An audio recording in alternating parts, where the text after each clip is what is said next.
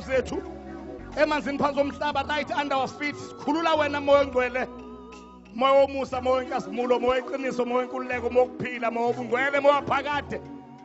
Exercise full sway and have your way. Khuluma phakathi kwethu. Sebenza ukhulule uphilise. Uqashule yonke imichilo yejoka nezibopho zobubi kwabokuzwayo.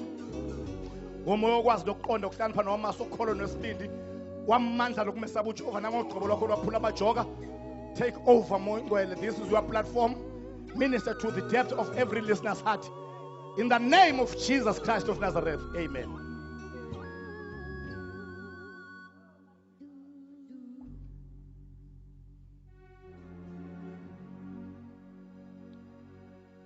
Ngabonga uJesu ophilayo. Uqala kunakho konke.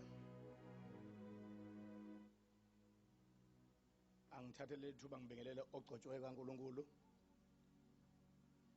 Umpostoli uMama Jobe, the Lady Tsunami, the Deborah of our generation.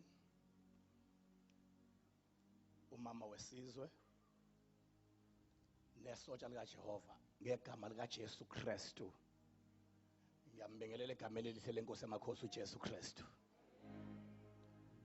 Ngimbonga kakhulu uNkulunkulu ukuba kubeka enhlizweni yakhe ukuba ngizoba isitsha kulokho kuhlwa, just to deposit lokho afisa ukuba udepositwe ebandleni lakhe lifa lakhe. Phinde futhi ngibingelele bonke abagcotshwa kaNkulunkulu abapostoli abakhona. Ngibingelele obishopi, abasizi babo, omampostoli, omambishop, abafundisi, abagcotshwa bonke baNkulunkulu abakhona. Ngithokoze kakhulu namhlanje. Kukhona abasuka eZululand. Apostoli uNcanana. Alibonke manje singambingelela umpostoli uNcanana nezibuko zakhe. Praise the Lord. Sibingelela Mfundisi uLushaba. Sifike nobaba uDludla waseNew Germany, abagcotshwa baNkulunkulu bonke abakhona la etafuleni eduze kaFifi. Alibonge igama likaJesu. Bathi uFifi noma uFofi noma konke. Alibonge igama likaJesu. Phela mase ngithi Fifi kuse ngimfanisa noGaddafi wenye indawo. Precious Lord. Sababingelela abagcotshwa bonke baNkulunkulu. Sibingelela ogogo nomkhulu nobaba nomama nezinsizwa nentombi nabantwana abancane bonke. Ngiyababingelela oTipot noTeaspoon.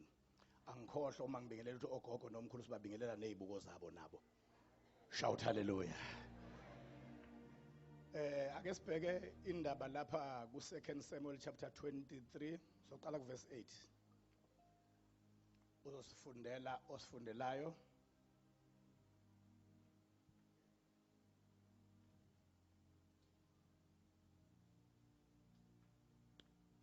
Wazanayo lawa ngamagama amaqhawe kaDavide.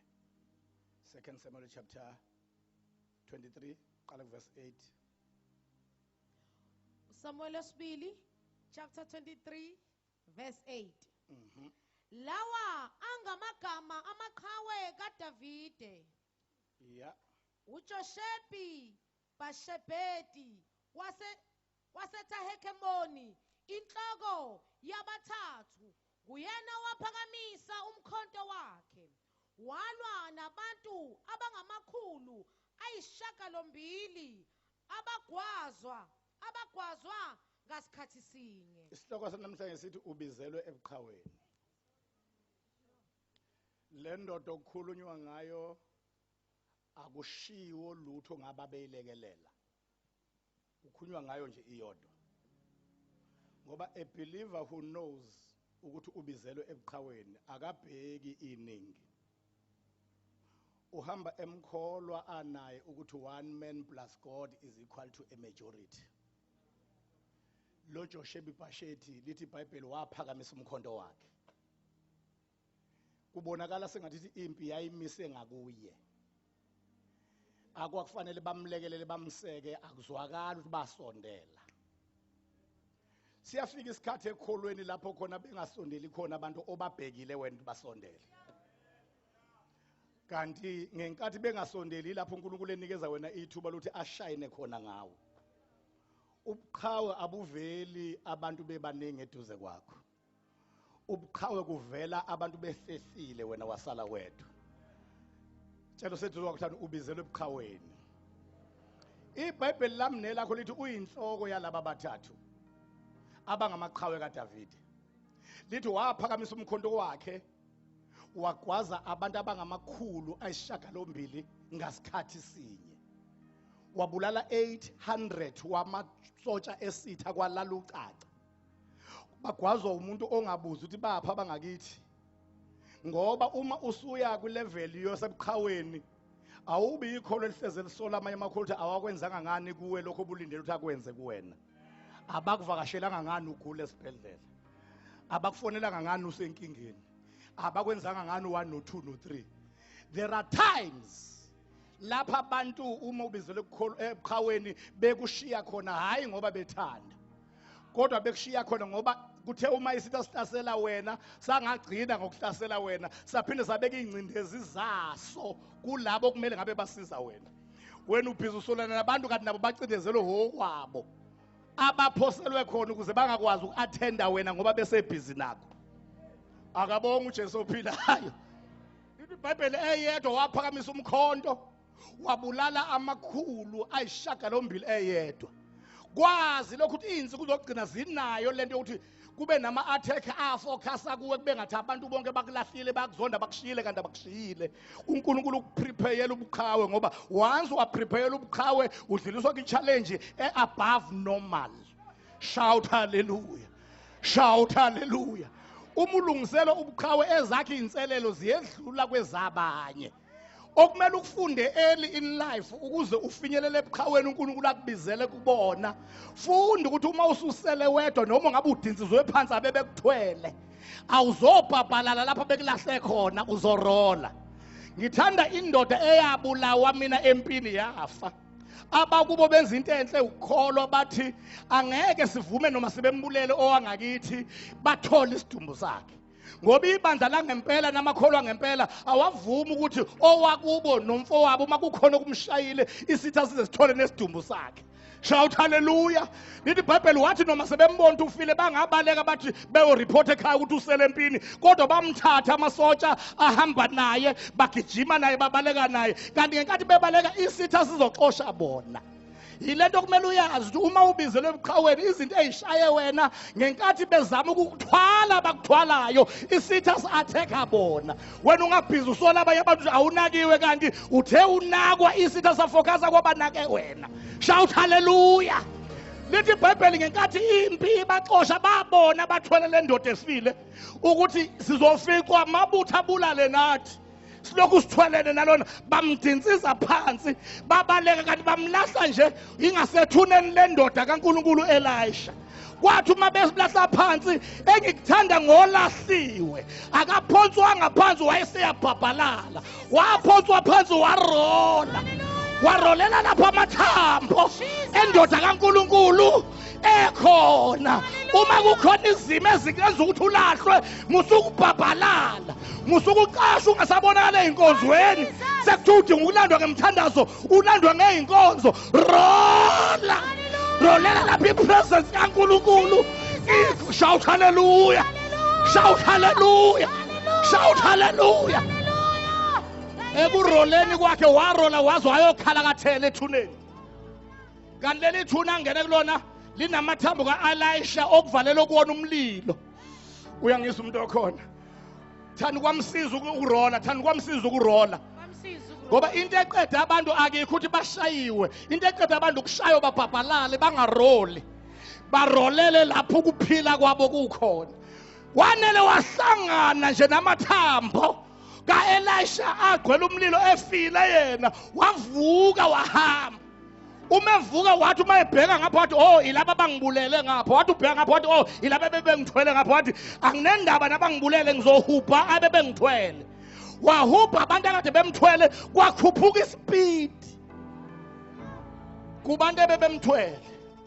Awuthi ngikutshele kancane ngingajaha ukuthi sakhushulwa yini. Nakuwe sasingakhuphuka.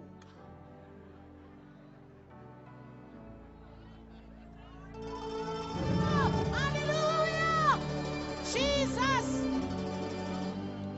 Nakuwe kuwe wawungeke uhambe ngale pace owuhamba ngayo. Uma le ndoda isondela labe bebeyithwele bazi kahle. Bazi ngisho ingubo abeyigqokile lo muntu ebebemthwele ukuthi ubefile. Uma esegijima ela iduzane uthi omunye komunye wemkhabela. Awubheke ngemuva. Athi uthi inhla umkhabela kukhuphuka ispeed. Athi omkhizi wawusugijima kangaka mkhabela. Athi umkhabela nami wemkhize nawe ubungagijima uma ungabona lokho engikubonile. Athi kanti ubonela athi awubheke ngemuva. Bathi babheka athi athi ha sikhuphuka ispeed ngoba ibandla elivusa abafileyo.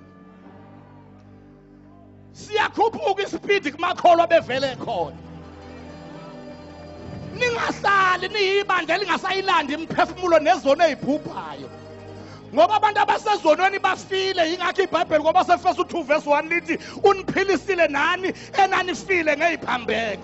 Ngenkathi nibanikeza uJesu bayavuka laba abafikayo abafika emuva besindiswa ngenkathi begijima befaka ispeed nawo obukhona ukhuphula ispeed. Shout hallelujah. Shout hallelujah. Bagijima kodwa bazephule ukuvuka kwalendoda kwabasize ekutheni bangaficwa izitha. Kodwa ngilapha ekutheni ubizelwe ebuqhaweni. Lo Josheba lo wabulala amadoda awu 800 ewaphakamisela umkhonto ngasikhathi sinye. Funda uqhubeka mntanami qhawe number 2 lo uyinhloko yabathathu. Khona lapha esibheke khona. Mtshela umakhelwane wakho khona lapha esibheke khona. Khona lapha sibheke khona. Funda. Verse 9.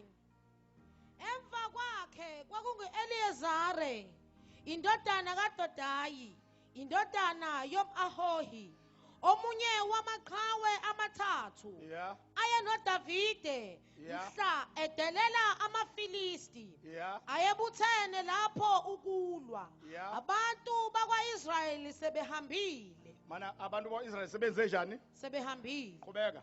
Verse 10.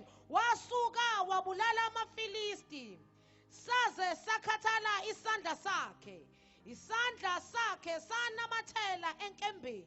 uJehova wenza insindiso enkulu ngalolo suku. Wasuka wabulala amaFilisti. Abantwana bakwa-Israyeli sebenjani bazalwane? Sebehambile. Khona ikhathi lapho uNkulunkulu avumela khona abantu nabo bakushiye wedwa. Kungesiwona amadimoni kuNkulunkulu. Othi akakabe nethuba yedwa. Ngoba lento yakhe uzoyivuthelwa kahle uma izobhekana nawe enjani. iBhayibheli sebehambile wabulala amaFilisti isandla saze sanamathela enkembeni. Uma uzoba yiqhawe lika Jehova, one thing for sure okumele ungahlukani naye, isandla sakho masinamathele enkembeni. Alibonge igama kaJesu. Uma isandla sinamathele enkembeni impuyilwa ngishusulele. Kuginqika abantu obebukela kude athi bawiswa yini laba bantu ngoba bonke bamile kodwa bawaphansi kanti bawiswa ophansi bona. Bona basuka phezulu bayaphansi bawiswa ophansi. Umuntu osandla sakhe sinamathele enkembeni uqeda abangapheki kwakhe bethi baqedile ngaye kube uyena obaqedayo. Asho njengoMikha chapter 1 verse 7 athi ungathokozi ngami sitha sami. Noma ngiwa ngiyakuvuka. Umuntu osandla sakhe sinamathele enkembeni. Shout hallelujah. Hallelujah. Uqeda izitha, aqeda amadimoni, aqede abombuso obumnyama, abaqede njengenja iqede inkawu emakhaya. Uyabona inkawu zike inkawu ikiqeda izinja ziningi. Zize zibe inqwaba ima isikhathela ugijima iphelelo amandla. Ziyinqwaba ziqhamuka ngaphezulu emizi ehlukene, ivela ilali ibheke phezulu. Zijabula izinja ebezihubhu sayifica sayithola. Zizophela zonke one by one ngoba nje ubibheke phezulu igada kokuqala koqhamuka. Eyofika iphoqelekile ukuthi njengoba inkawu ilele ngomhlanje ibheke phezulu iphoqelekile nje ezofika ukuthi iqhamuke ngenhla yona ilunguze intamo yayo ibe exposed to umlomo wenkawu. Ngenkathi ithi inkawu ivele isuka ihlale entanyeni inqumqhoqhoqho ithele phansi ingavuki iqhubeke nokulala. Zize ilandelayo zithi hayi kusekhona ithuba zithi yesondela ivele ibambe zoze iphele zonke iyovuka izithintithe seyiphelile. kucaca ukuthi abamile baqedwa holele. Shout hallelujah. Uma isandla sakho sinamathele enkembeni kuphela amadimoni kuthiwa kuphelile ngawe. Ungaqeda amadimoni ugula usesibhedlela. Ungaqeda amadimoni usesibona abantu abakudabukelayo kusona. Kanti kuginqika amakhanda emkhathini. Kuginqika amakhanda olwandle. Kuginqika amakhanda emphakathini. Kuginqika amakhanda ebandleni. Bethi ngoba indaba yakhe sithi iphelile kanti bayaphela abantu. Shout hallelujah. Shout hallelujah. Hallelujah. Iqhawe lesithathu. Funda. Qhawe number 3. Verse 11. Emva kwakhe kwakunguShama indodana ka-Age umHarari. Amafilisti ayebuthene eLehi. Lapho kwakukhona isiqephu sezwe eligcwele ubumba. Lapho kwakukhona iqephu sezwe eligcwele uphinde kahle ukuthi ligcwele nizwe ngane yami. Ibumba. No. Phinda kahle. Ibumba. Sewuma ufekayo ke manje. Sewufikile ke. Isiqephu sezwe esigcwele ini? Kwakunesiqephu sezwe eligcwele ini bazalwane? Imbumba. Qhubeka. Qhubeka ufunda. Verse 12. Yeah. Kepha wayemi phakathi nesiqephu. Lona amaFilisti azothatha izwe elisiqephu esigcwele ini bazalwane? Imbumba. Azosiza ngamazwi amaFilisti afuna ukuphozesa izinto zesizwe sikaNkulunkulu zibuyele under their possession bese esandleni sabo. Abantu kumele ngabe bavikela lesi siqephu sezwe eligcwele ipossession kaIsrayeli sebebaleke bonke kusele lo wamaphakathi naso isiqephu sezwe. Qhubeka. Wasivikela. Wenze njani bazalwane? Bangaki nje besivikela nje uyedwa. Qhubeka. Wawabulala amaFilisti. Khuluma uJehova. Wawabulala amaFilisti. Qhubeka. uJehova wenza insindiso enkulu. uJehova wenza insindiso enjani bazalwane? Enkulu. Qhubeka. Kwehla abathathu kwaba amaFilisti ayebuthene eLehi. Lapho kwakukhona isiqephu sezwe eligcwele ubumba. Lapho kwakukhona isiqephu sezwe eligcwele uphinde kahle ukuthi ligcwele nizwe ngane yami. Ibumba. No. Phinda kahle. Ibumba. Sewuma ufekayo ke manje. Sewufikile ke. Isiqephu sezwe esigcwele ini? Kwakunesiqephu sezwe eligcwele ini bazalwane? Imbumba. Qhubeka. Qhubeka ufunda. Verse 12. Yeah. Kepha wayemi phakathi nesiqephu. Lona amaFilisti azothatha izwe elisiqephu esigcwele ini bazalwane? Imbumba. Azosiza ngamazwi amaFilisti afuna ukuphozesa izinto zesizwe sikaNkulunkulu zibuyele under their possession bese esandleni sabo. Abantu kumele ngabe bavikela lesi siqephu sezwe eligcwele ipossession kaIsrayeli sebebaleke bonke kusele lo wamaphakathi naso isiqephu sezwe. Qhubeka. Wasivikela. Wenze njani bazalwane?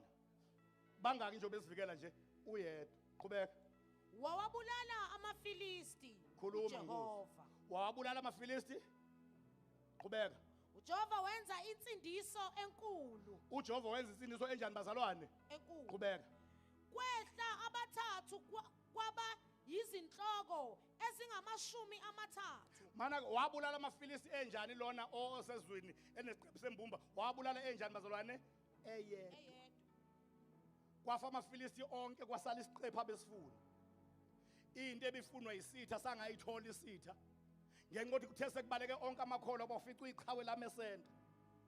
Lathi ngeke niyithole lento. Kwafa bazoyithatha into kwasalo ivikelayo into. Bayezwa kodwa abantu abakhona. These days uNkulunkulu uzoraise amaqhawe. Uzoraise ogogo nomkhulu nobaba nomama nensizwa nentombi. Abanye baba ubanakile ungabedlula endleleni mawujahile. Kodwa bazoraise bazodefend izinto zikaNkulunkulu. Ngoba njalo uma uNkulunkulu ezoraise iqhawe uvusa umuntu abhekane nesimo yedwa. uDavid ezoshayina njengeqhawe kwakuhlehla abantu bebalela uGoliath for 40 days waqhamuka uDavid wayofacana naye yedwa. Whenever a hero or a giant of God is raised, kuba ne-challenge obhekana nayo abantu bebalekile, abanye behlehlile. Shout hallelujah. Hallelujah. Ngizothi mina angingathi uma kuvela inkinga ebandleni la ukhonza khona babangumsindo bakhuluma ondaba na ujoin ondaba abakhulumayo. Thani ithuba lokuthi kubonakala ukuthi uNkulunkulu ubeke thina ngokusethemba la. Isituation enje ibingeke ivele sikhona uNkulunkulu engethembe thina. Shout hallelujah. Hallelujah. Kwehla bathathu funda. Bafika kuDavide ngesikhathi sokuvuna emhumeni. Bafika kuDavide ngesikhathi sokuvuna kuphi bazalwane? Emhumeni. Oh, mana kancane ke. Sehlise nekeyboard kancane. Uyabona isikhathi sokuvuna siyakufikela. Ngisho semhumeni. Yingakho ufuna ukutshale ngisho ngoba izinto ziyabheda. Ungathi uyotshala mhlase kuhamba kahle. Ngoba isikhathi sokuvuna asikhethi ukuthi sikufikela nini sikufikela ukuphi. Ngisho semhumeni uyavuna. uDavid uvalelwe kubhazalwane Emhumeni. kodwa kwafika isikhathi sani Sokuvuna. shout hallelujah. Shout hallelujah. Awuthi ngutshele ngale ndodo kwathiwa ayiphonsa amanetha ibambe.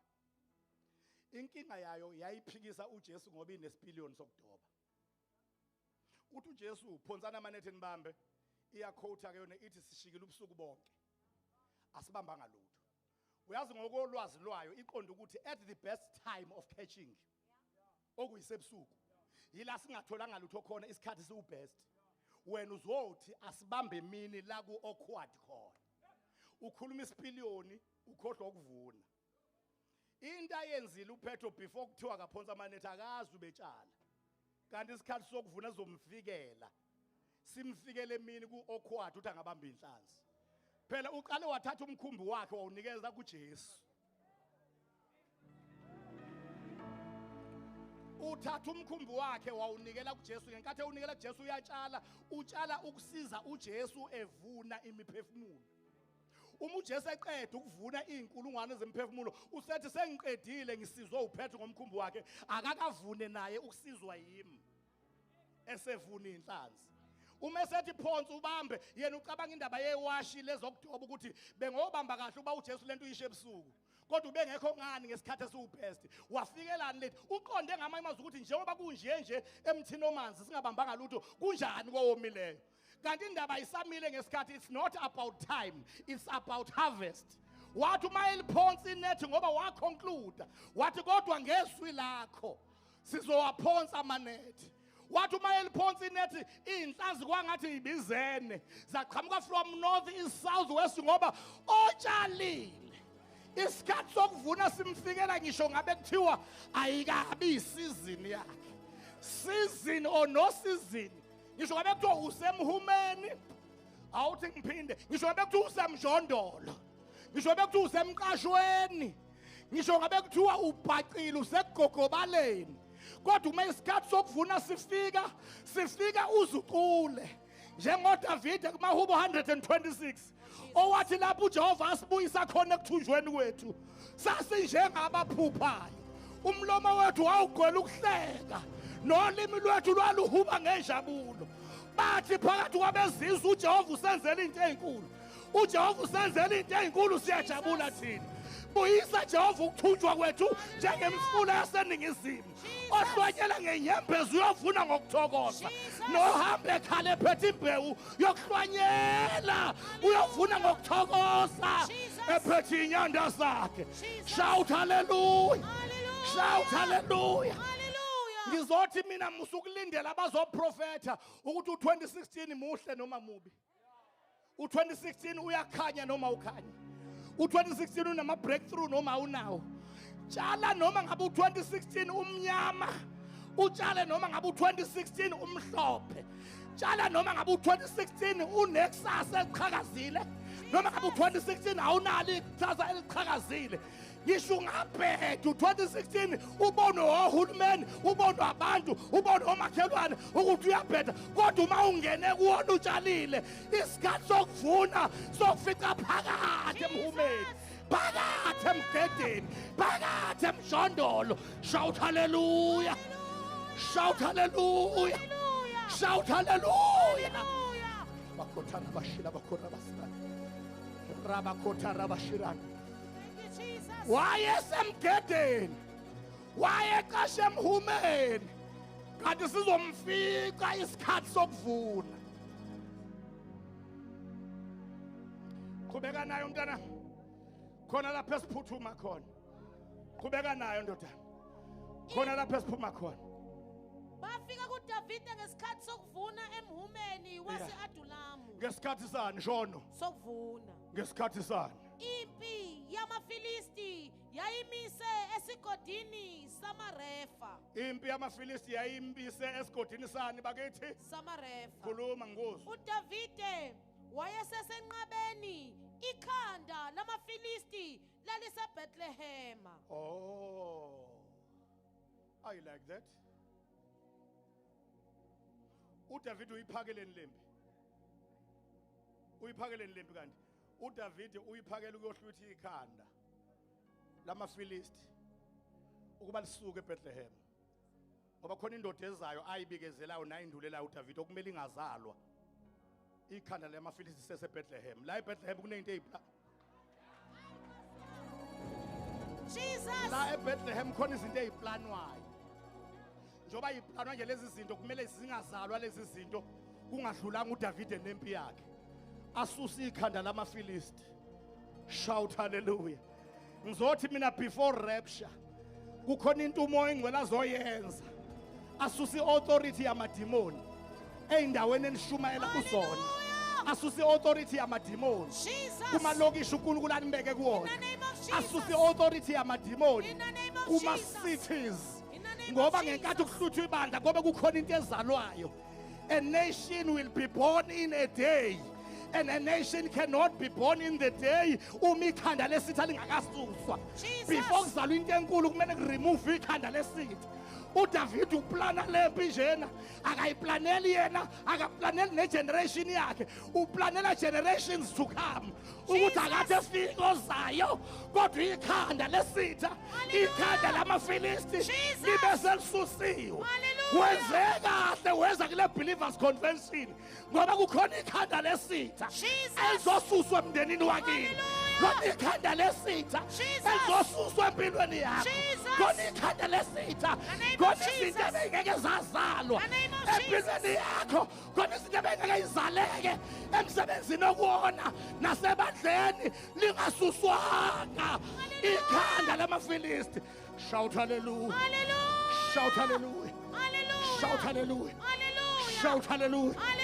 Shout hallelujah. Shout hallelujah. Shout hallelujah. Hallelujah.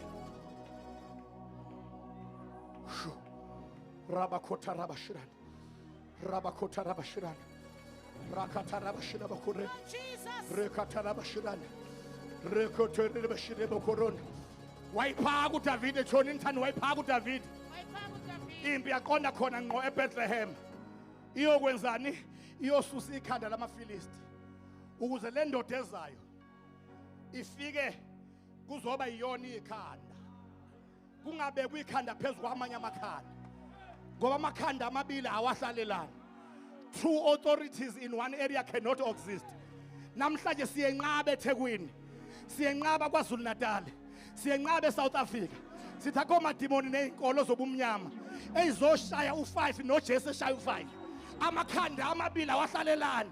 Lapho kunabagqotshiweyo ubona bakaNkuluNkulu uphondo lweyingceko kaNkuluNkulu luzophakama. Wherever the servants of the Almighty God are, I prophesy and declare tonight, ngithi mina luzophakama uphondo lweyingceko kaSimakade ngoba amakhanda amabili ngeke ahlalelana. Khona lizogoba uphondo.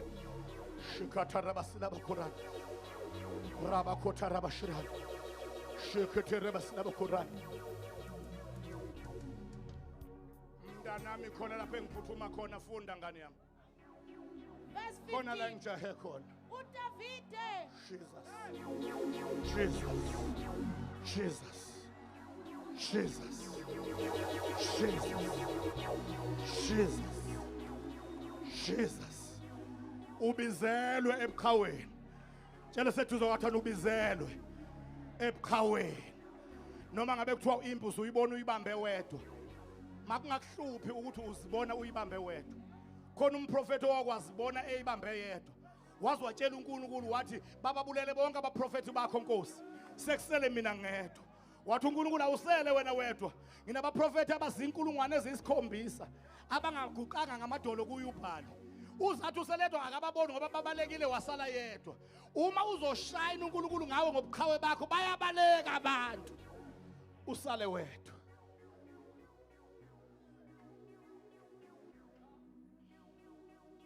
Shout hallelujah. Hallelujah. Funda. Verse 15. uDavide wanqanela wathi, hawu sengathi ngingaphuziswa amanzi asemthonjeni waseBethlehema ongasesangweni. Uthe uma selisusiwe ikhanda lamaFilisti eBethlehema lana lasuswa nje uDavide wezukoma. Wezwani bazalwane? Wathi hawu ngaze ngawanqanela. Ngaze ngawanqanela amanzi asemthonjeni waseBethlehem. Mana ke awuthi ukuhlelele kahle. Uze lapho uDavide ezolwa impi. Uma eqeda ukunquma ikhanda lamaFilisti uyaqeda ukulwa useyoma. Uzozwa ukuthi uma eqeda ukoma wenzani? Sezintathu lezi zinto. Uze one ezokonjani ezolo. Okwesibili emva kokuqeda ukulwa woma. Emva kokoma funda wenze njani emva kwalokho? Lawo maqhawe amathathu afohla ikamu. Angithi afohla ngoba uDavide unjani bazalwane? Yeah, qhubeka. Ikamu lamaFilisti Yeah. akha amanzi emthonjeni waseBethlehema Yeah. owawungasesangweni. Akha amanzi emthonjeni waseBethlehem ongaphi? I like that. Awathatha Qhubeka. awaletha kuDavide. Nanka ke lamanzi abethe uwamela ngithi. Angithi uzowamemeza einkosi. Wathi ngaze ngawomela. Engathi umuntu ubengaphuza amanzi. Asemthonjeni waseBethlehem. Asefikile ke lamanzi. Athe uyawafuna. Ake sizwe ukuthi wenzani ngalamanzi athe uyawafuna. Kepha akawavumanga ukuwaphuza. Hayibo. Kodwa wawathululela uJehova. Manake. Uyazi unesizathu sokwathulula. Uzosisho ngezansi. Kunoba waphuze. Lo muntu othululayo ubani? Umuntu owomile. Oh, angasho ukuthi owomile. Asithi umuntu owafune omile ngathi wafuna. Asingasho ukuthi umuntu owomile, asithi umuntu owafune omile ngathi wafuna ube njani? Omile. Babuya lapha kasomile. Usebone iservice ngawo. Wathululela ubani bazalwane? Qhubeka. Wathi makube kude nami Jehova ukuba ngenze lokhu kuyigazi lalabo bantu ababesuka. Oh mana ke engathi bathuma ini amanzi. Mase bebuya nawo sewaqamba igama. Akusewona amanzi. Sekuyigazi. Yena uthi abalanda amanzi. Ubabe bebuye namanzi. Bangizwa abantu bakhona. Babe bebuye namanzi ubezowaphuza. Kodwa bathe bebuya kuyena kwasekushintshile kwangasewona amanzi kuye. Kwase kuyigazi akasawaphuzi ke ngoba kusewona amanzi. Sekuyigazi. Mana abanye bacabanga ukuthi uDavide lapho wabhala wacisha, akabhalanga wacisha.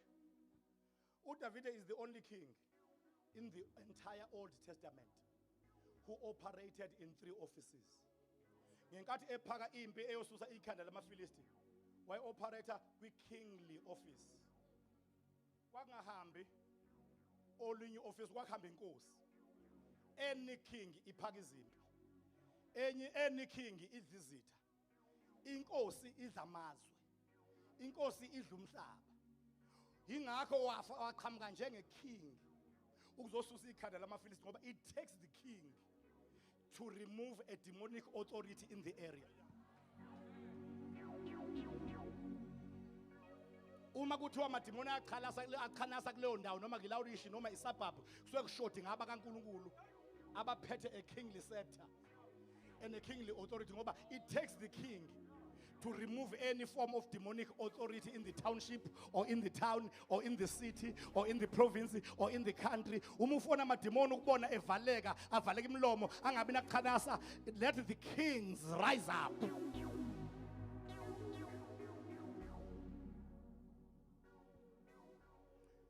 Uphaka izimpi nje usese office lani bazalwane lenkosi.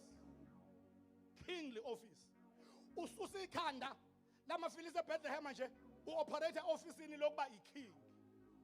unele walinquma ikhanda lamaFilisti kwashintsha ioffice ngoba wayenama office amathathu eyedwa wangena kwioffice lobu prophet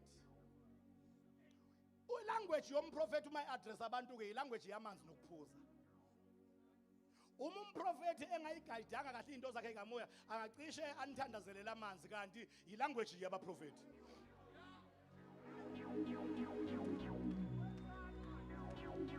ungaya kuIsaya ngoba umprofeti wokumfunde kahle uthi uIsaya weni nanonke enijani enomileyo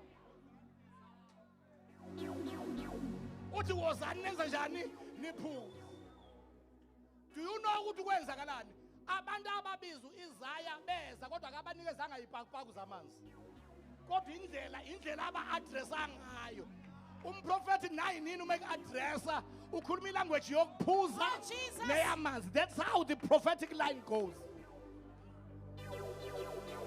Wonke umprofeti mana ngawulalele kahle ngoba uyalifunda iBhayibheli nanso futhi enye izinto engikuthandela yona ngikuthandela ukuthi uyalifunda ini two instances lapho uJesu abizwa khona ngumprofeti amanzi ayithinteka. Instance number 1 wayikhuluma nowesifazane waseSamaria emazwi namadoda awu5 nesithupha okungeyona yakhe kwakuyivethi ke leyo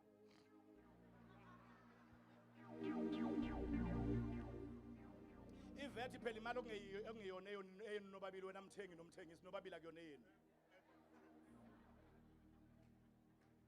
so uJesu uthi kunoba mthetho wena namadoda amaningi wena hlukana namadoda la uthi uJesu ukuba bewazi ubani lokhuluma nawe nokuthi isipho sikaNkulunkulu siyini ngawucele kimi mina bewokunikeza amanzi ozophuza kuona ungabe usoma. Do you know ukuthi impendulo yalo sazana ithini ithi impela wena ngumprofeti once kwaIsrayeli naseSamaria waphatha igama elithi amanzi uma ukhuluma abantu bazothi uyini ingani ngoba bejwayele ukuaddresswa abaprofeti ngendaba yamanzi nokuphuza. Mana ke hamba uyofuna uJohn 7:38 lapha lithi khona iBhayibheli ngosuku lokugcina lomkhosi uJesu wasukuma wema wathi uma ekhona owomileyo makeze kimi aphuze okholwa yimi njengokusho kombhalo esuswini sakhe kogobhoza imfula yamanzi azophuza kuyona angabe soma.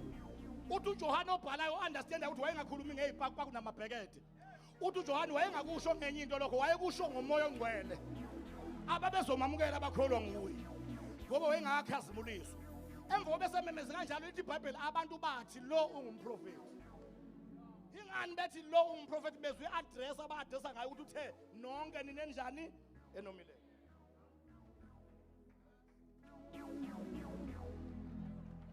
Shout hallelujah. Shout hallelujah. So uDavide ngenkathi bebuya ngenkathi eqeda ukulwa washintsha office njoba ethi njena engathi bengaphuza amanzi usese officeini lakhe lobu prophet phela uDavide wangene officeini lobu prophet awuthi ngikutshele uDavide wangena eofficeini lani akangali robha akanganyanyalata lo Jesu lona wakho nowami akafikanga ekhonje uIsaiah noJeremiah noHezekiah kuphela no minor prophets njengomika nabanye. Lo Jesu uDavide wamkhomba wangamrobha ukuthi bebengamboni abantu noma esemkhomba bethe sadumisa nje esenze njani bazalwane kungenelela ioffice loprofeti womgada njalo umuntu omprofeti ngoba uke prophet engathi uyadlala noma uyalinganisa nje. Umuntu omprofeti angakutshela ukuthi ungayifaka imali yakho wena uthanda ukubheja mhla ka16 ukuthi iChiefs iyawina izodliwa this time ucabanga ukuthi wena uyalinganisa nje kanti uzothi uyayifaka udliwe ngempela.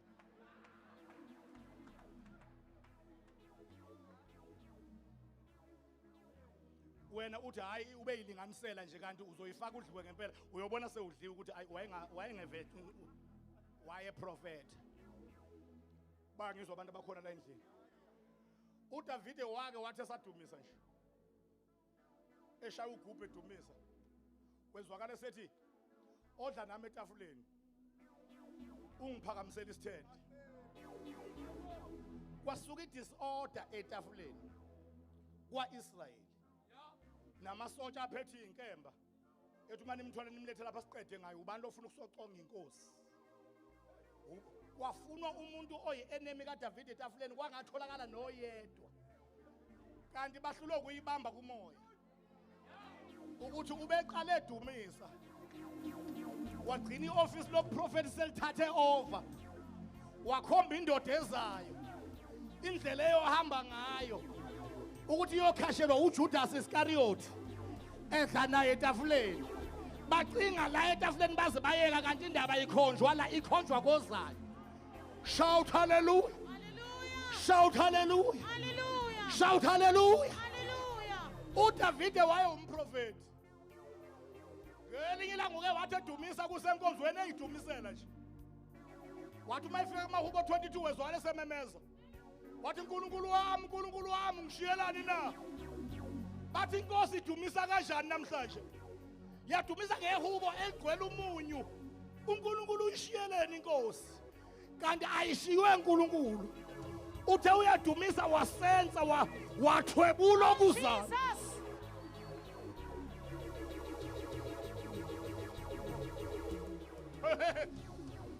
wathwebula into eyokwenzeka ngenkathi umsindisi eselenga ngesiphambanweni ukuthi uyothi uma eselenga kube ne-exchange ngoba a cross is a place of exchange uyothi uma eselenga ku-exchangewe athi kade ehamba noNkulunkulu izono zethu zonke ezenze sahlukana noNkulunkulu zibekwe kuyena zithi uma sezikuya athi uNkulunkulu nansi lento engixoshe kubantu ngahlala endodaneni yami isisukile kubantu isila phezulu kwendodana yami sengiyayishiya indodana yami sengiya kubantu ngenkathi uNkulunkulu eshiya uJesu esiphambanweni akamshiyanga waye ezulwini kwenzeke exchange wasuka kuJesu uNkulunkulu waya kubantu baphimisa ikhwehlela nje sebe noNkulunkulu bathuka nje sebe noNkulunkulu ngoba kwase kwenzeke i-accreditation izono zami nezakho seyibalelwe kuyena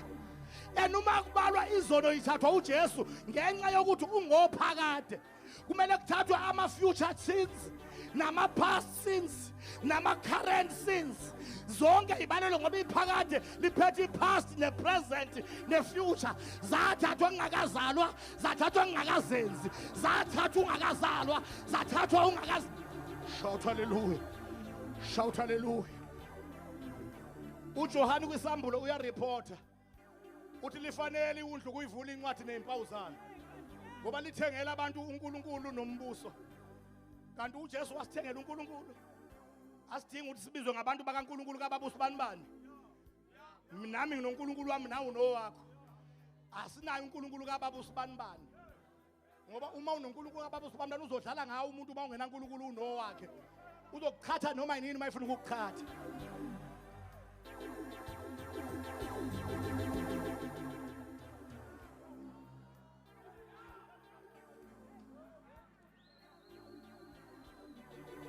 Uma nje ungenaye uNkulunkulu wakho uma nje ungenaye owakho unoNkulunkulu wenye indoda iyothi suke ibibeka instruction ukuthi uma ingena lapha lala ngesisu shobe kuthiwa mfana wami shobe ukuthi uthenga ithuphise phambili kanjani usho khona phansi uzowudla umhlabathi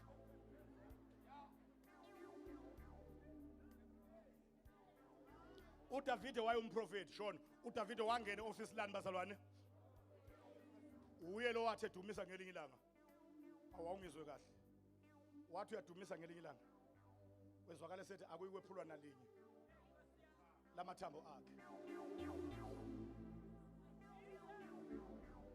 laba bantu babevele labantu ababehlala noDavide babesenkingeni njobe icinga la iduzane lento yakhe kanti kude kabi bathi ukhuluma nobani umalume wakhe lo ozophula amathambo ubaba omdala ubaba omncane ubani lona ozophula amathambo kanti usembambile ozayo uthi yothi uma eseshiwe uNkulunkulu wathi uNkulunkulu wami ngishiyelani na kuza abantu esiphambanweni bezophula izelelisa amathambo bamfice efile ngoba inhloso yokuphula abantu amathambo kwangekho ukubapanisha okubavimba ukuthi bangabaleki ngakusasa ngoba kube kusabathiwe and isabatha linomyalo wakhona ukuthi uma usabathile awufanele ugijima ibanga elingaphezulu kokuphonsa itshe. So ke uma besabathile bona kanti igebengu ezilenga isiphambanweni ziyazi ukuthi basabathile futhi ziyaphila. Izovele zithi mfundisi wami, izovele zithi basabathile onkabi ngeke besihuphe. Umyalelo walento abayenzayo uyabenqabela ukuthi basihuphe. Zihlusule izipikili lezi zibaleke. Wena osabathile uhamba ukala ibanga uthi lo phela nini ibanga lokuphonsa itshe. Zithi mase zingale zikolodele ujike wena uthi ugcina isabatha. Kwathiwa ukuze bangasabathisi kabi asibephula amathambo ngoba bazobaleka. Bafica indoda ephila ukubayiphula amathambo. Bafica nenye ephila ukubayiphula amathambo. Bafica uJesu eyivele. Bathi ayikho into ebalekwa umuntu vele inhloso yokubephula amathambo ukuthi bangenzi njani. So ngoba lona ufila akazi ukubaleka. Kanti wayikhomba uDavid wathi akuyi kwephulwa nali lamathambo. Shout hallelujah. Shout hallelujah. Wathi uzadumisa ngelinye ilanga wezwakala futhi eseprofeta ethi namuhla uyindodana yami ngikuzele. Uyazi wayesemkhomba phela uJesu. Phela izono uJesu ezayibalelo kuyena zahlala egazini. Ngenkathi elengesiphambonweni igazi laphuma lonke. Elisekhanda laphuma nameva. Elisenyaweni laphuma ngeimbobo zeyibhikile. Elisezandleni laphuma ngeyibhikile. Esohlangothini laphuma ngomkhonto wagwaza ohlangothini. Igazi izono zayibalele kulona njengoba liphume lonke nje wasale ngasenasono. Kanti nabantu naba basenasono. Zonke sezikuphi sezisegazini. Ingakho engekho umqambi wenkolo emhlabeni onamandla okususa izono zabantu ngaphandle kwendoda egazi layo zabalelwa kuyona izono zabantu bonke. Shout hallelujah. Njengoba liphume lonke nje igazi abathwalelwe abasenazono ngokaNkulunkulu. Othwalile akasenazono ngoba lento eyifakwe kuyo izono abethwala izono ngayo nakuye isinjani. Bayangizwa kodwa abantu abakhona. Isinjani kwakuye. Uthe uma ivuka ngosuku lwesithathu wathi uNkulunkulu namuhla uyindodana yami nginjani ngikuzele. Inganathi ngikuzele ingoba kuphuma igazi elinezono kade usunezono. Ngikushiyile uyisoni ngoba ubuthwele izono wavuka ungasenazono ngoba igazi elingezono alisekho namhlanje ngikuzele. uJesu uyizibulo labazelwe kabusha. Jesus is the firstborn of all the born agains. Bonke abazelwe kabusha kwazalwa uJesu kabusha kuqala. Hey, bayezwa kodwa abantu abakhona la endlini. Shout hallelujah. Shout hallelujah. Kufana nalento yokuthwala izinto engakafi nje avuke. Awuthi ngakweqela iyona bese sithandaza ngiyikhavile. Sizokhuleka masinyane ngikudedele. Kodwa lento yokuthwala izinto kokholwa ezinye izinto ayithwala uJesu siphambukeni ukholwe ngendlela efanayo nale. Okholwa ngayo ukuthi wathwala izono zakho. Ungafiki ukholwe ukuthi wathwala izono zakho bese lokho okunye ukholwe kancane ukuthi nakho wakuthwala. Awuthi ngutshele uJesu wathwala izono zakho. Angagcina lapho wathwala izifo zakho.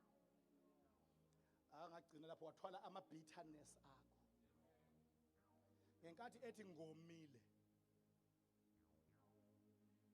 wayethwala ukoma kwabantu ngoba isono singena ngokoma. Awona ungomanga. Cha ke lapho igaranti. Akekho umuntu okwazi ukona engomile. Uma kuthiwa umuntu untshontshe icathulo esitolo uqale wayibona kwi window shopping woma.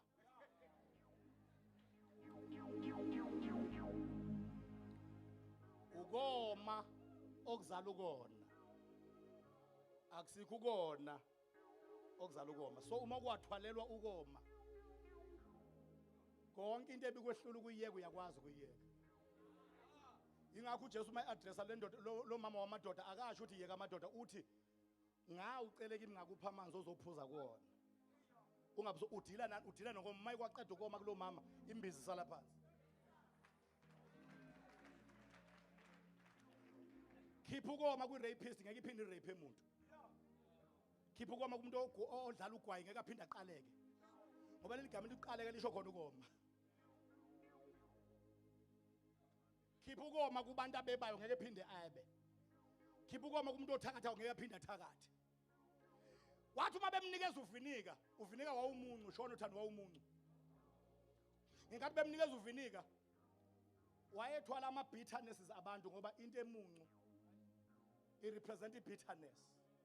Jesus knew ukuthi among the people esobashumeza abanye babo bareshwa, abanye babo bamolestwa, abanye babo bahlukunyezwa ama step parents, abanye babo bahlukunyezwa ozalweni, abanye babo bathathelwa amadoda zingane zesikole bathi ngikunyanya kabi lezi zinto, babiza yonke into efaka i-gym dress ne-tunic ngezinto. Babhitha ngeyingane zathatha amadoda abo.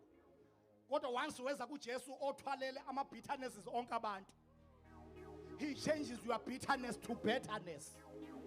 Ungaphindi ube bitter ubahaga abantu okade ungabangeneli. Shout hallelujah. uJesu wathwala ama cases abantu. Ngenkathi ethwesa umqhele wameva wayithwala iqalekiso zabantu. Angizukwenaba lapho ngizoyishiya nje kanjalo. Kodwa ngenkathi ethwesa umqhele wameva wayithwala iqalekiso zabantu. Ngoba ameva awadalwanga kwaze yaphela uchapter 1 we-creation. Yonke into edalwe iphelele kuchapter 1. Ameva wona aqhamuka kuchapter 3. Sekwadalwa kaqedwa kuchapter 1. Okusho ukuthi ameva avelile awadalwanga. Ngoba uthi uNkulunkulu kuje kuAdamu, umhlabathi onyathela kuona Adamu usuqalekisiwe ngenxa yakho. Usuzokuvezela kade engekho, usuzokuvezela ameva. Ameva ayisymbol of a curse. Ngenkathi uJesu ethwala umqhele wameva wayengamukharishwa, wayengaqhenyi, wayengapensi, wayethwala iqalekiso. Yingani wabekwe ekhanda umqhele wameva? Ingoba indawo yezibusiso nendawo yeziqalekiso isekhanda.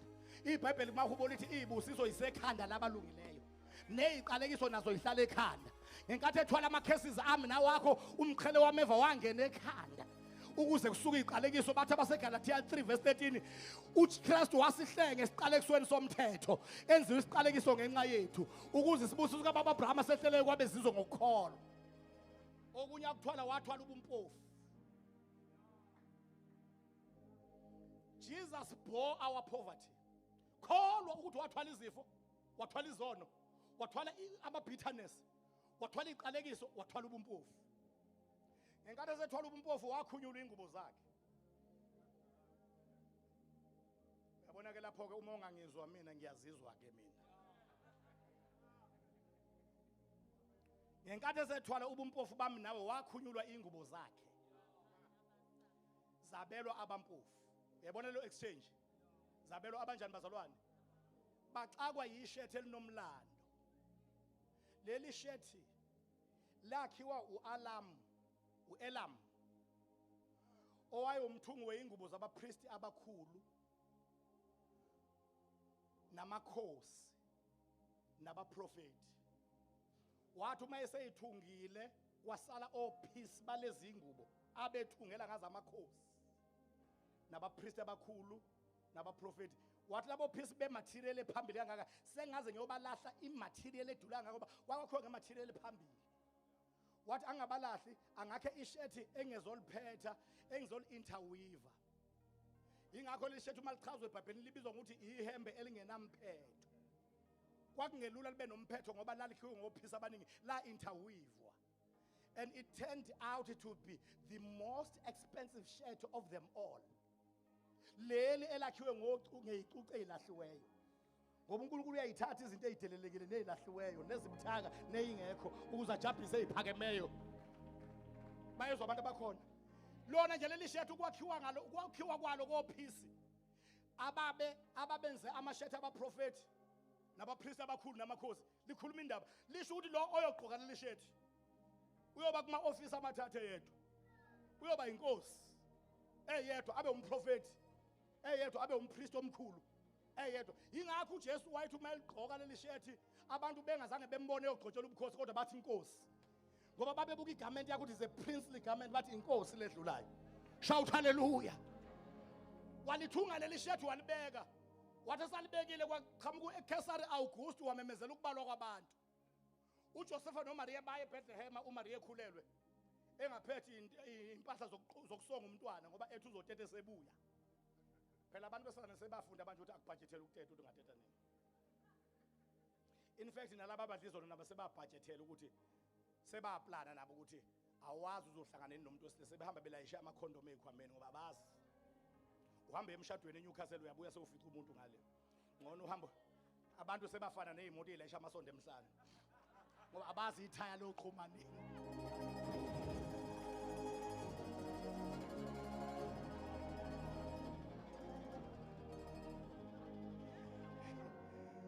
Abazi liphi ijika bothi bayajika kulona kuqhuma ithaya. Kudingeka irabha lesemhlanje. So abantu sebalayisha amarabha ngoba uma ithasa eliqhumile kufuneka irabha. Bayezwa abantu abakhona la endlini. Shout hallelujah. Wangena uMaria noJosepha. Mabefika eBethlehem lo muntu omukela ihambe innkeeper omukela ihambe ehotela yilo Elamu ongumthungi weingubo. Uyafika indawo isigcwele uJosepha noMaria. UElamu ahambe nabawo bafaka emkhombeni weinkomo. Abese yaphuma. Funa siyibambe le ndaba egcineni sesiyaqeda. Umethu uyaphuma ahlangane nezazi zasempumalanga. Zithi indoda sizitshelwe ukuthi wena umgcini hotel ofaka abantu. Wathi lo baba uElamu indawo ayisekho. Khona nabanye kade njoba bafaka kwenye indawo ayisekho indawo izindlu igcwele. Bathi asinendaba nendawo kangako. Uyayibona le nkanyezi. Sisuka kude nayo. Uyambona lo Jesu ohamba naye. Ungamiyeki. Usuka kude naye. Bathi shout hallelujah. Bathi ngisho singayithola indawo. Ungasilayela ukuthi lo muntu ekhuluma ngaye lenkanyezi uphi la ekhona. Size ukukhuleka kuye. Inkanyezi le isitshela ukuthi uzelwe eyinkosi. Ezelwe. Wathi uElamu akukho ngane ezelwe la. Into eseduze kunazo zonke izinto eseduze kwalento eniyishoyo. Ile esanda kwenzeka ukuthi kudlula umbaba nomama okhulelwe. That is the closest thing to what you are saying. Yona into eseduzana kodwa nayo ayinjalo ngoba ube ngatetile ube khulelwe. Bathi bona sicela usihambise kwena bathi nginganihambisa nje niyoyidilisa kodwa ke ikhona okuseduze vele kunakuthi nifune umuntu ozele akekho zele la. Kwayiwe siba emkhondweni wenkomo. Uma kufika khona kanti uthe phuma uElamu uMaria wayezala. uMaria uzala njena akanayo indwangu yokusonga umntwana. Umizazi zingena zabheka inkanyezi emile sabuka umntwana ozelo zathi uqobo lwakhe. Zathi ushila umphathi wehotela wathi akekho umunye ozele la wilo. uElamu uyabukela yena ucabanga ukuthi uhamba namadoda njena ayisanganela asuka kude. Bayezwa abantu abakhona la endlini. Shout hallelujah. Uthe sabukela wabuka izazi ziya amadoda amadala zikhothama enganeni. Zameqa unina zaye enganeni. Ngoba uyeqiwe unina akhulekwa kumama. Uyeqiwa umama kukhulekwe enganeni. Zamiyeka unina zakhuleka enganeni zasho worship ingane. Zakhipha amagugu. Zakhipha izipho. Iyangichaza le ndaba yokukhipha kwezazi izipho kuJesu inkosi. Ngoba lezi zazi ayiqala ukudlula kumzi wenkosi. Zike zadlula kokaHerod kodwa zange awakhipha amagugu. Ngoba amagugu awakhishwa ko wrong one uright one engakafiki. Ngelimaza abantu kulomhlaba. Abanye bashaya ngisho sebengaphakathi emshadweni. Ukuthi ufike emshadweni amagugu esawavulela oHerod. Kanti uright one akakafiki kuyena. Uyaqamba uyafika uright one amagugu asavulwa. Angizi kuyichaza leyo. Uma ungangizwa mina ngiyazizwa ukuthi ngithini. Yingakho leli iBhayibheli libiza lamadoda lithi they are wise men from the east. Ngoba umuntu ohlakaniphila akahambe evula amagugu. Evulela o wrong one. Uright one engakafiki.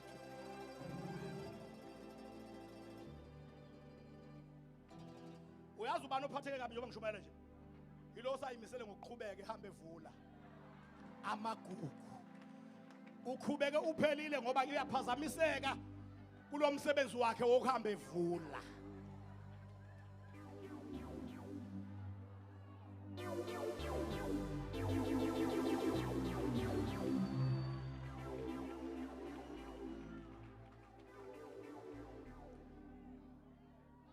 Kwathi uma bewathula amagugu bewabeka phansi bekhothama wathi uElam impela lo muntu uyinkosi. Yimi ngedwa la emkhombeni engizophuma ngayiphanga lutho inkosi. Wacabanga ukuthi yini engifanele ukuthi ngiyiphe le nkosi. Wathi nginalo ihembe noma lilikhulu kodwa uma esekhulile esehleze embusweni wakhe uyoligqoka.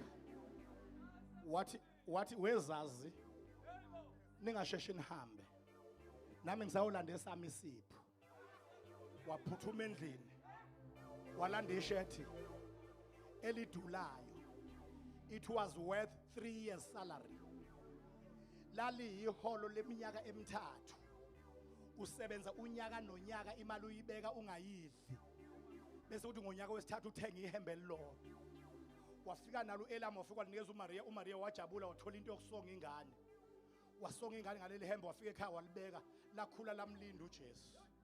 uJesu ishethi lobukhosi bakhe nobuprofeti bakhe nobupriest obukhulu bakhe lafika kuqala engakafiki.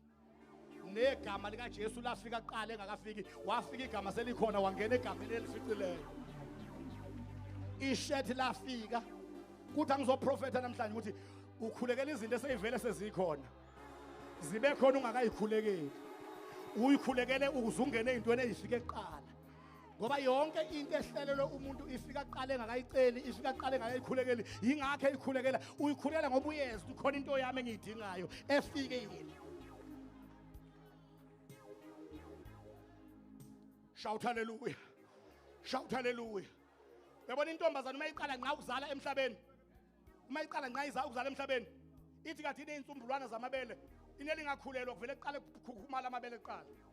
Ingane ayikazalwa kodwa amabele asenjani? Yingoba kumele kufika amabele nobisi iqala ingane ingakafiki. Ezaqala ke ingane angizazi namhlanje ezaqala zayizalwa engaboni emehlweni. Eza namhlanje ngiyayisola ukuthi ibona ayifika nje. Anginayisho kahle kodwa ngiyasola leza namhlanje angizethembi kahle. Ezaqala zayizalwa engaboni. Kodwa into engiyithanda ngazo ngisho ingaboni. Ubethu uma unineke wayigona nje kanti silambile sifuna ubisi ivela inyusa isandla. Ingaboni inento eyitshela ukuthi noma ngingaboni kodwa kufuze kube khona into engenhla engihlelelwe la ukuba ngayithola. Shout hallelujah. Shout hallelujah. Shout hallelujah. Yingakho kufanele ungamngabazi uNkulunkulu uma ucela izinto kuyena. Ungangabazi uthi uyathanda ngiyithole. Ungangabazi ngoba uyihlela ungakayiceli. Uyicele ngoba usenze ukuthi kufuze kube khona into engihlelelwe la okumele ngiphuze kuyo. Shout hallelujah. Shout hallelujah. uJesu wathi uma esekhulile wagqoka leli shirt. Angiphuthume ngifasiwade ngiqonde esiphambanweni. Yileli shirt okwathi uma sekuthathwa ingubo zakhe. Zabelwa abampofu kwathi uma kufika kulona kwathiwa ngeke.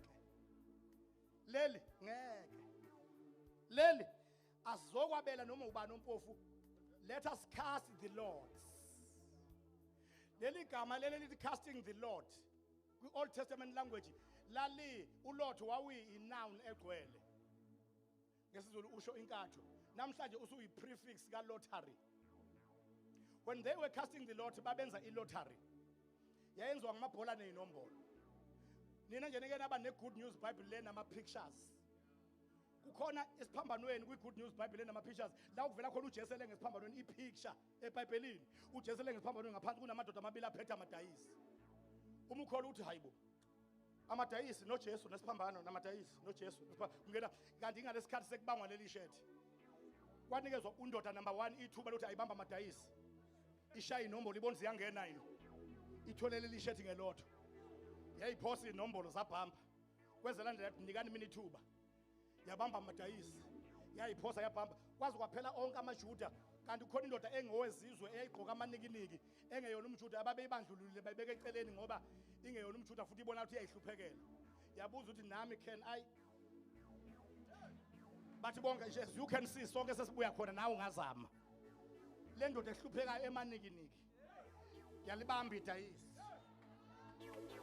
yayiphosa inombolo zasho phakathi yayingazina value yeshethi yayingazina ukuthi kwenzakalani okwayisurprise yathi ithi yavuka sekule ngosomabhizinisi nezigwili ngapha eceleni ethi omunye ngaleli shethi lakho I will offer you this amount of money athi ongapha mina I will double that offer athi ongapho mina I will triple that offer yathi indoda hawu ngaleli shethi nje hayibo ngaleli shethi nje baqhubeka ama-offer wathi kulungile I accept the last offer kodwa before ngiyithatha ake ngiyotshela unkosikazi yabuyela endlini yayithi izohlala phansi ixoxe nayo kwangaxoxeka yamemezisa esangweni yathi my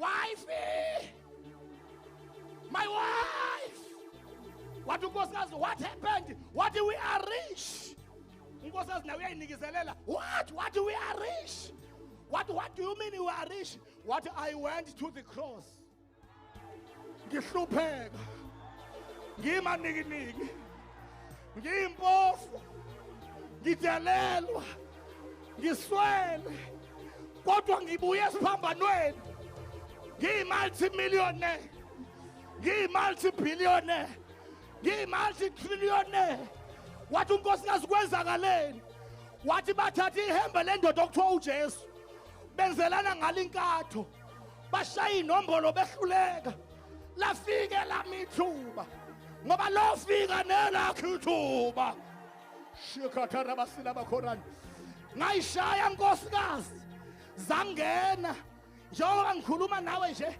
the last offer ithi sothola amamiliyoni anganga leli shethi wathi usho njalo wathi ngisho njalo sambe siye esiphambanweni siyobona ubani olithathayo kwafikwa esiphambanweni kwanikezwa ishethi kwathathwa imali yaphuma indoda emjondolo yaphuma indoda emanikinikini yaphuma indoda eyikweletini yaphuma indoda ehluphekeni yaphuma indoda endlaleni kwenzakaleni uye esiphambanweni wafica indoda enguJesu kwenzeke exchange yathatha ubumpofu bayo yena wathatha ukuceba kwayo ingakho uPaul kwabaseKorinte 2 Corinthians chapter 8 verse 9 uthi niyawazi umusa wenkosi yethu uJesu Kristu ukuthi nakube ecebile waba mpofu ngenxa yethu ukuze sikhundeni sakhe sicebe shout hallelujah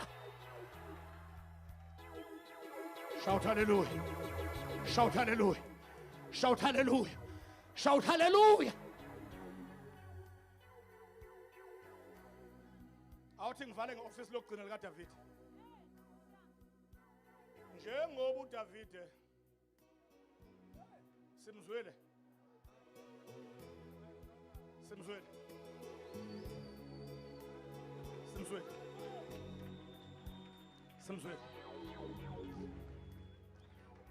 ya simzwele njengoba uDavide efika waphaka impi as a king wafuna amanzi as a prophet umese wachitha as what wachitha as the blood ngoba amanzi bathe besayowakha kade womele ewumprofeti bathe besahamba beyowakha kwasale kwashintsha office kuye wangena office lesithathu lobu priest umpriest akasebenzi ngamanzi aka address abantu ngamanzi umpriest umuntu wemhlatshelo negazi lokufafaza umpriest thana akakhuluma ilanguage yani umprofeti ukhuluma ilanguage yani inkosi ikhuluma ilanguage yani yezimpi uma bebuya namanzi akasekho lapha usese officeini lobu priest baphethe amanzi yena ubona igazi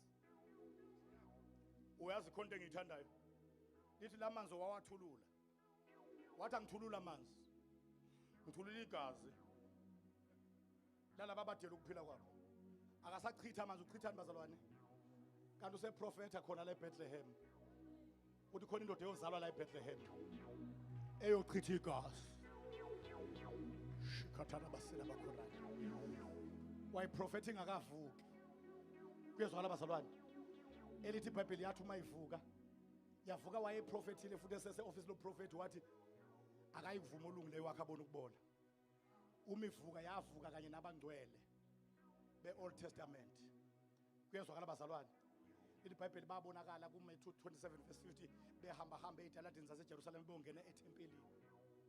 Yilapho ke ahlangana khona noMaria besahamba abangcwele bongena eThempelini. uMaria wathi uyamthinta wathi mame ungangithinti ngakayi kubaba. Hamba utshela abafundi bami ukuthi ngiyabandulela ukuya eGalile. Ungangithinti ngakayi kubaba. Trip number 1. Hamba utshela abafundi bami ukuthi sihlangane eGalile. Trip number 2. Njobe ethi ungangithinti ngakayi kubaba uqonda ukuthi khona abantu engivuke nabo. Igazi belichitheke esiphambanweni lingilindile esangweni. Mele ngongena nabo ngegazi njengompriest omkhulu. Njengoba ethi mama ungangithinti hayi ukuthi uphethwe impakamo. Wenza umthetho kaMose kuLevi ukuthi umpriest omkhulu umeze yongena endaweni engcwele kumele angathintani namuntu angachawuli umuntu. Unqaba kunina nje ukuthi amthinte wazi inkonzo ayayenza njengompriest omusha wesivumelwano esisha. Uyongena ngegazi lakhe limlindile ngoba uthe uma efa lakhongozelwa zingilosi wenyuka nabo laba avuke nabo oDavide noJobe noDaniel. Uthe uma inyuka nabo wafica ingilosi imhlangabeza ngegazi esangweni. Wabamba umcengezi wegazi wabheka ngapha beza nabo beyathwele. Wathi baba sengibuye nabo ngibalandile eparadise phansi. Sengibekele eparadise eliphezulu. Nanti igazi engibalande ngalo. Akulona igazi lezimbuzi, akulona igazi lezinqama, akulona igazi lezimvu. Igazi lami. Ngalo sebehlanziwe. Ngalo sebehlawulelwe. Ngalo bahlanguliwe. Ngawo lo bakhululiwe. Ngalo bamnqobile umubi. Shout hallelujah. Bangena. Shout hallelujah. Bangena endaweni engcwele bangena eparadise. Uthe uma iqedwe kubafaka wabuya wayeGalile. Wahlangana noThomas.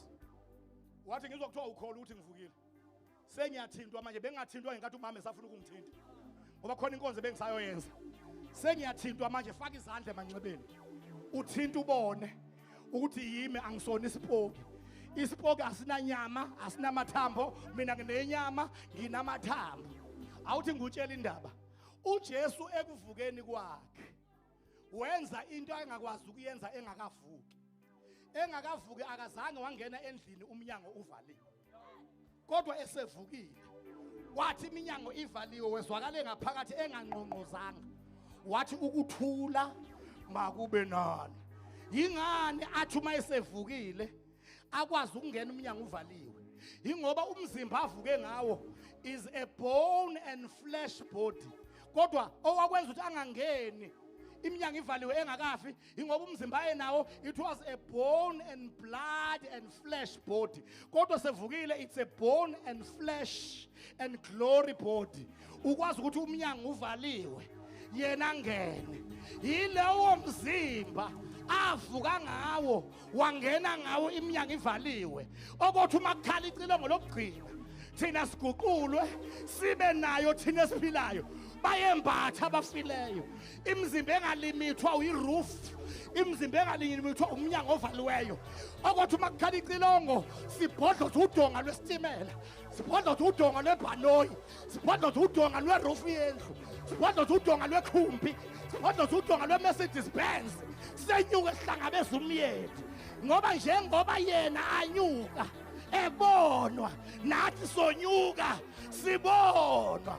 Akubona bonke abazolala icilongo selizokhala bakithi.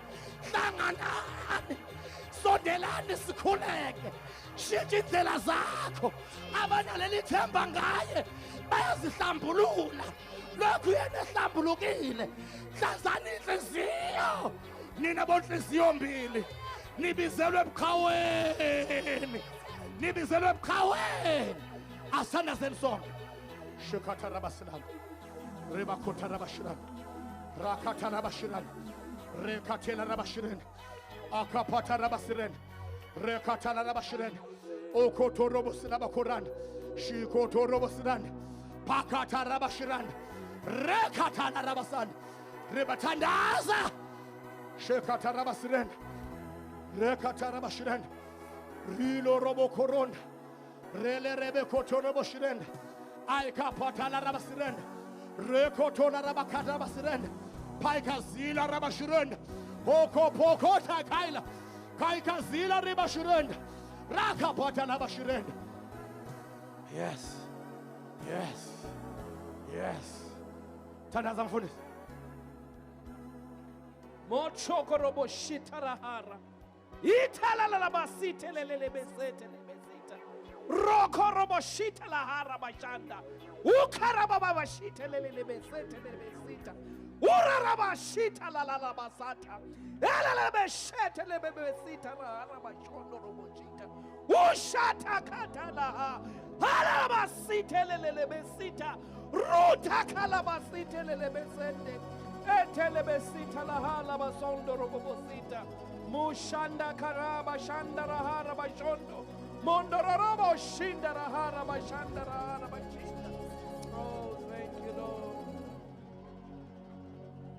Jesus. Jesus. Jesus. Jesus. Ukhona into ebhobokayo namhlanje. Ikhanda lamaFilisti empilweni yakho liyanqunywa namhlanje. Davide waphaka impi for the purpose ukuthi kungazalwa izinto ezinkulu zizalelwe phezulu kwekhanda lesitha. Ikhanda lamaFilisti liyanqunywa ebhizinisini yakho. Khona into eyinqunywayo namhlanje. Draw closer to God. Khona ama testimonies ozongena nawe enyakeni omusha. Sekuyenzeka. Thank you, Jesus.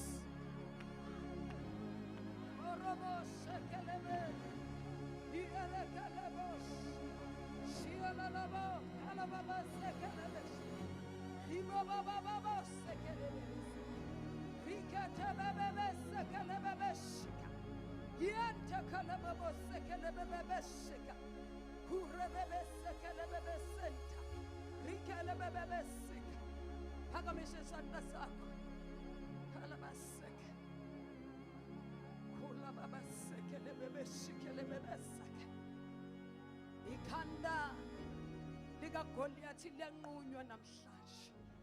Vala amehlo akho hleza kuphazamisa. Kurekele besika. Uvula amehlo akho kamoya. Shikethe bebesika. Rakethe bebesika. Namhlanje ilanga likaGoliathi. Uyafa namhlanje. Khanda likaGoliathi liyanqunywa. Kurababa sekele bebesika. Uthi uDavide mayibhekana noGoliathi. Wena uza nomkhonto. Wena uza nenjula.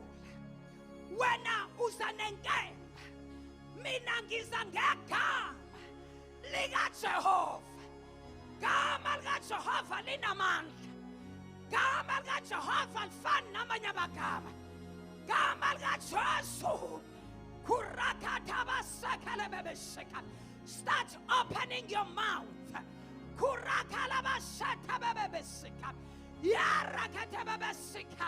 I see the glory of God. Glory. The garment of glory. Uzohlala kwi-prophetic ministry yakho. Urakalabashika. Ugqokile the garment of glory. Uzohlala kubupristi bakho mfundisi. Ugqokile the garment of